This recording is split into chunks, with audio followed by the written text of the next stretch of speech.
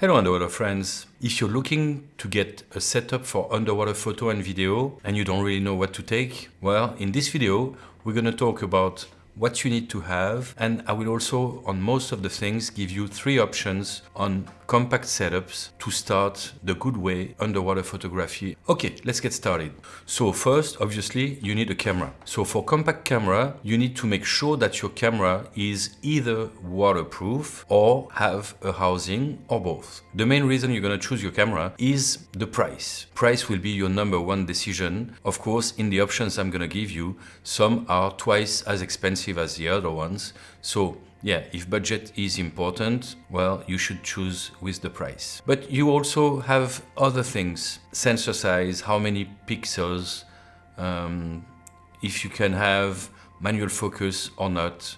So all of those decisions will lead you to take one or the other. The first option, and actually the most pricey, but the best choice probably, is the Sony RX100 Mark VII. It's a very, very good camera on land or underwater. It has a 1-inch sensor, 20 megapixel picture, and it has a zoom from 20 to 200 millimeters, meaning you can take things that are either far and zoom it, or a pretty wide angle.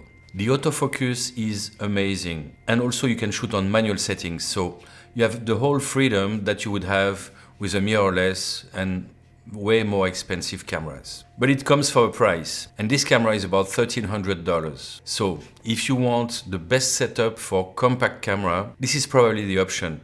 But if budget is limited, maybe not. Second option is the Olympus, actually OM System TG7. They just came out not so long ago. It's actually mainly the TG6 with a USB-C port. It has a 12 megapixel sensor, which is quite small.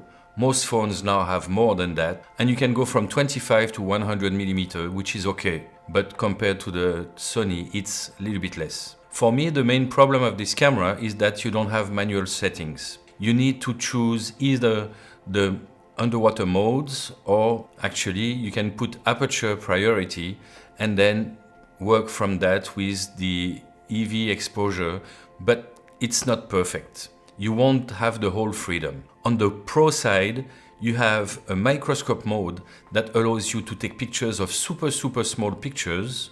The autofocus is quite okay, and it's a waterproof camera. So you can go down to 15 meters to start.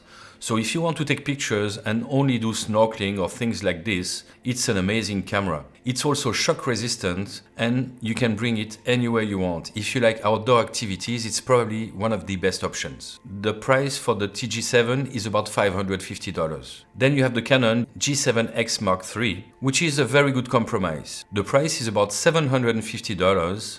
It has a 24 megapixel sensor and ranges from 24 to 100 millimeter. You can shoot 4K videos with all of them, and this one even have an ND filter integrated. The sensor is 1 inch, so it's quite good. The only thing is, I used to use the G16, G12, and etc., all of the series of the G, and the macro possibilities were better. Now it's not as good. It's really an in-between, not so expensive, but at the same time you have manual settings, so it's really good. If it's one of the priorities you have and you don't want to spend tons of money, then it might be the good option. The decision should be taken by price, portability, waterproof or not. Actually, waterproof is quite interesting because that means you don't need to take a very expensive housing, because even if it's leaking a little bit and there is a little bit water going into the housing, your camera is still safe. Features and manual settings are for me a priority, but for compact, you have to choose between price and of course sometimes make some compromises. If you're interested in learning how to take underwater photo, you can come see us in Bali. We're at Underwater Videographer, and we help you. We do underwater photo courses, but also if you're a little bit more advanced, you can also just enjoy our private spotters or even take longer time and do a safari with us. We organize everything from beginning to end, from airport to airport, transfer, dives, accommodation, everything, even the activities you want to do on your days of diving. Next step, you need to buy a housing. A housing is very important because it will allow you to bring your camera at depth. Some will go to 40, some will go to 60 and even 100 meters, depending on the brand you want to get. I'm not going to review all of the options for the 3 cameras I told you, but what I can tell you is that you have the premium ones that are Nauticam, CNC, Marlux, AOI probably, that sell you some aluminum housings where you can change ports if needed. Some of them even have a vacuum system that is amazing. I wouldn't buy a housing without it anymore. So you make a vacuum in your housing and then you have a sensor that tells you that the vacuum is still okay. And if the air doesn't come in for like 10 minutes before you dive, you know that it won't be a problem and you won't have a leak. But the problem for those housings is that they are very expensive. Most of the time a housing costs at least or around the price of the camera. So be ready for a big expense. Sometimes it's even more expensive. Otherwise, you have the option to take cheaper brands like iClite, but also for Canon and for Olympus. They do housings. They're very cheap. They're plastic. But if you're very careful and you make sure that you check your O-ring, you put grease on it, and you do it properly, you shouldn't have a problem. A small tip, when you put back the camera in the housing, make sure that you use a light. You always have lights when you go underwater, or at least make it when you have time. Make sure that there is no hair. For me, it happens all the time. And there is no sand or anything that would make your housing leak. When choosing your housing, you have to make sure that all of the functionality of your camera are usable underwater, that you have all of the buttons. The ergonomy is also very important, and also that you can attach a tray, and also very, very important that you have the option to put fiber optic cable. Like this, you'll be able to trigger your flash. If you want some advice, don't hesitate to ask us, and we can help you to choose the housing you need. Next step, you want to choose lights. And actually, we're going to start with the strobes. Strobes are super important when doing underwater photography for a few reasons. Number one, when we go underwater, we lose a lots of colors. When you go at depth, at first you will lose red, then orange, and so forth, and you will lose many colors. If you don't bring back the light, your only option will be to do a manual white balance, and it will work sometimes, but you will lose a lot of colors and it won't be perfect. So by bringing a strobe, you'll be able to bring back all of the lights. Also, if you just use the strobe from your camera, many times they have a diffuser, but the big problem is that the strobe will be very near the lens. So when you flash, you're gonna flash straight in the middle, and actually the problem is that you're gonna have backscatter. When you take pictures with flash that is on the side, then you want the beam to arrive just on your subject, and most likely you will remove most of the backscatter if visibility is not perfect. So I'll give you 3 options on strobes. The first one will be the CNC YS03. It has a guide number of 20, which is okay. Don't expect those flash to be super powerful. 2 of them are 20 and 1 is 16. For wide angle it might not be enough, but it's still better than nothing. And for macro, most of the time you'll be super happy with the result. The beam angle is about 100 degrees. It's very compact. You can put AA batteries inside. The recycling time is about 2.5 seconds. It's very compact and it's a good compromise. It's not perfect, but it's quite good. Next up, the Inon S200, also compact. This one also have a guide number of 20, 105 degrees beam, so it's very close to the other one, and also AA batteries inside. So those two are very close. Actually, Inon and CNC for medium size, for bigger size, really have similar products and kind of the same capabilities. This one have a 5500 Kelvin, while the CNC have 5600, which is very close to the sunlight Kelvin, so it's gonna be a very white color. Final option, you have the Backscatter Mini Flash 2.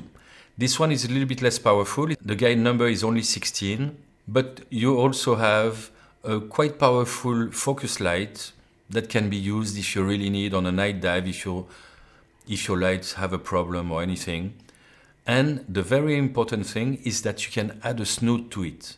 A snoot will allow you to put some light only in one part of the subject and have the surrounding all black. It's gonna make very nice pictures and it's very convenient. This one is also amazing if you shoot with Olympus or OM system now.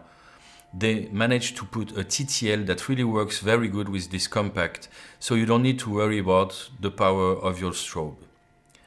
You can do many pictures up to 400, not on full power, but up to 400 with one battery, so it's going to be way more than you need for one dive. For the strobes, you will need to spend about $400. They're all about the same price, so it really depends on what you're into and what is interesting for you. Of course, for the strobes, you will need to put fiber optic cable. The way it's going to work, you're going to put the fiber optic on the housing of your camera, and then it will go to the strobe, and this will allow you to flash simultaneously.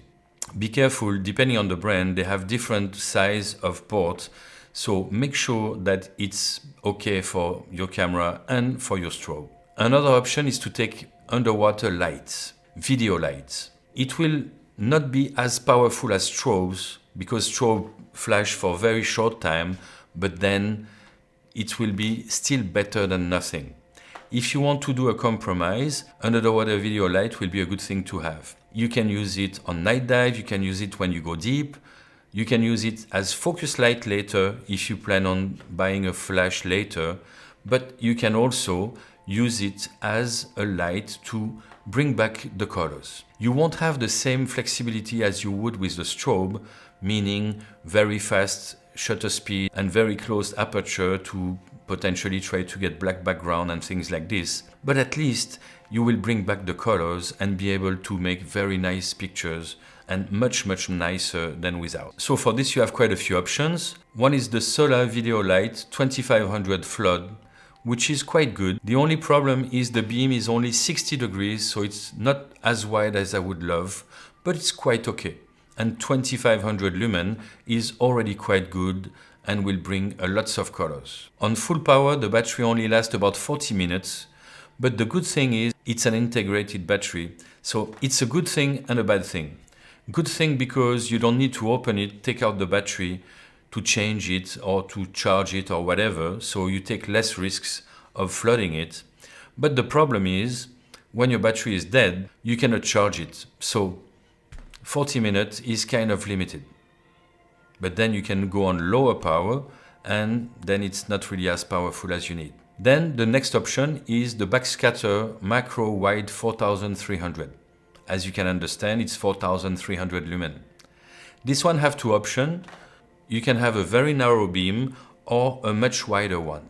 And you can even use it with the snoot of backscatter, especially if you want to do video or you want to focus on an animal and just lit the part you want. The light and motion was about $300, but this one is quite expensive compared to it. It's about $450. So it's a very nice light, but be careful, quite expensive. Final option, and actually I made a video about it, it's the Orca Torch 710V. It's a very good compromise. It's only $150, 2000 lumen. You put one battery inside, the 21700, and it lasts more than 1 hour on full power. And you can change it between the dives. So even if you want to have it on all the time, it will work. It's not as powerful as the other ones, but the price is much lower. So for this one, I really recommend you to take two of them. And then you can decide if you want full power, less power, or even red or ultraviolet, which is amazing for night dive. With your camera, you will also need to have a tray.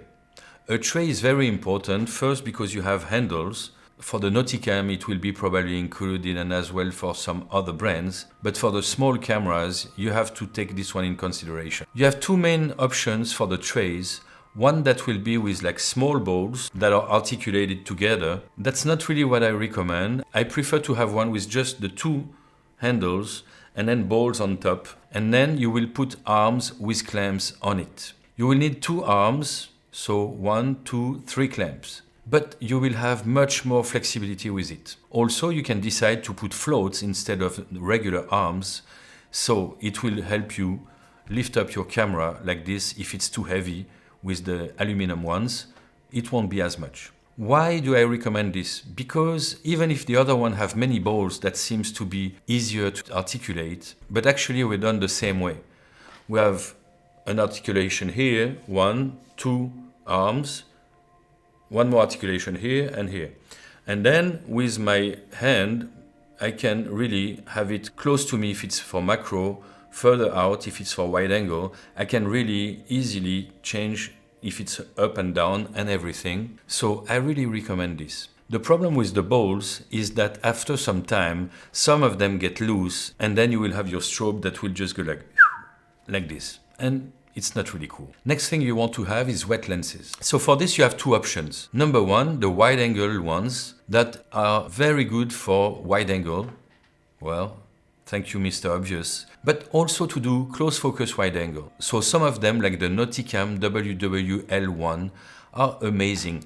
They will get you to be able to have a wider angle of view with your camera and also to shoot subjects that are quite close. But this comes for a price.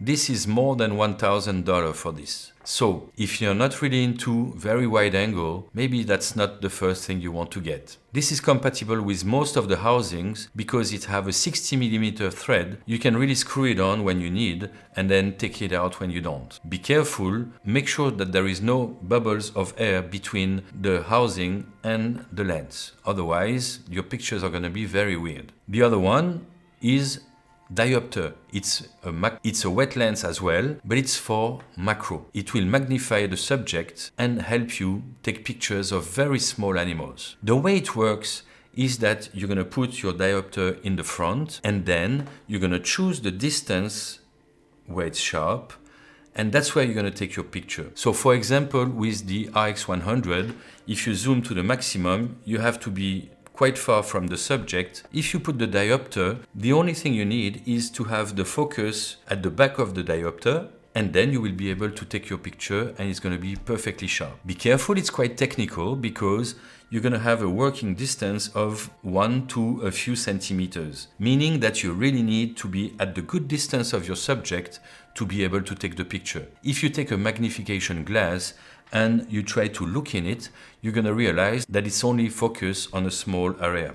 So it's the same principle with the diopter underwater. One of the options will be the CMC1 from Nauticam. I don't know how much dioptry it has, but they say it's up to 4.3 times the size of the animal. It's quite good, very good optical glass. It's quite expensive. Personally, I have the AOI UCL 900 Pro, which is plus 18.5, which allows me to take pictures of very, very, very small animals, like hairy shrimp of a few millimeters and stuff, and it works perfectly. But it's about $900. So check it out. And many times, actually, for macro, you may not want to have one with the highest magnification, but more, especially if you start, the one that have the longest working distance, which is going to make it much easier for you. And the principle will still work on your camera because the camera will make the focus on what is sharp. After that, you will need a few extra things, like lanyard is very interesting. Personally, I don't mind, I only have a rope with hooks on it, but you can take some that are very nice, like a metal string surrounded with plastic that, works like a spring and gets smaller or longer. You will also need a bag to carry all of it and make sure that it's safe.